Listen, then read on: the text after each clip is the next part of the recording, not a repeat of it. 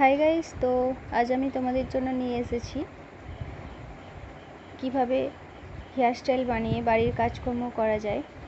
তো শাড়ির সঙ্গে খোপা হেয়ারস্টাইল ভীষণ সুন্দর লাগে, তো আমি সেটাই দেখাচ্ছি। দেখো, আমি সুন্দর করে একটা খোপা বানিয়েছি।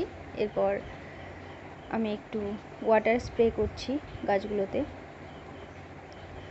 তো দেখো, হেয়ার সুন্দর রাখতে গেলে যত্ন তো অবশ্যই নিতে হবে।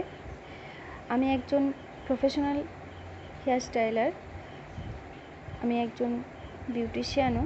তো আর আমার হেয়ার দেখেই বুঝতে পারবে যে কিভাবে যত্ন করি বা যে কথাগুলো বলি সেগুলো কতটা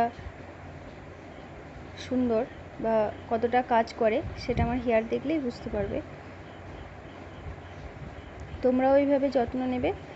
আমার চ্যানেলে অনেক ভিডিও দেওয়া আছে। যারা নতুন আছো তারা হয়তো এখনও সেই ভিডিওগুলো দেখোনি, তারা আমার চ্যানেলে গিয়ে সেই ভিডিওগুলো দেখে আসবে। তারপর কমেন্টে জানাবে যে কেমন লাগলো ভিডিওগুলো। আর আমি যেগুলো বলে থাকি সেগুলো একটু ট্রাই করে দেখো। যাদের যেরকম সমস্যা আছে সব সমস্যাগুলো দূর হয়ে যাবে। সবার তো আর একরকম সমস্যা নয়। ড্যান্ড্রফ আছে, কারোর হেয়ার ফল হয়, কারোর চুলকানি হয়, কারোর হেয়ার কেটে যায়। আমি অনেক রকম টিপস দিয়ে রাখি, টিপস দিয়েছিও আমার অন্য ভিডিওগুলোর মাধ্যমে আছে। তোমরা সেখানে গিয়ে দেখে আসবে। তারপর কমেন্টে জানাবে কার কী সমস্যা